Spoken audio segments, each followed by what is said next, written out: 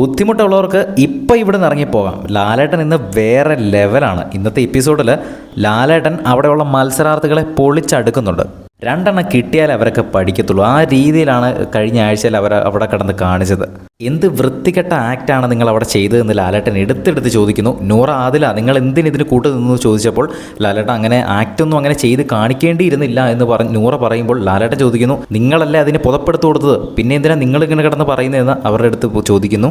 Big ബോസിനെ നന്നാക്കാൻ വേണ്ടിയിട്ട് ഇവിടെ ആരും ഒന്ന് കളിക്കുമൊന്നും വേണ്ട കേട്ടോ, ഞങ്ങൾക്കറിയാം എന്താ ചെയ്യേണ്ടതെന്ന് ലാലേട്ടൻ കട്ടക്കലിപ്പിൽ എടുത്ത് പറയുന്നുണ്ട്.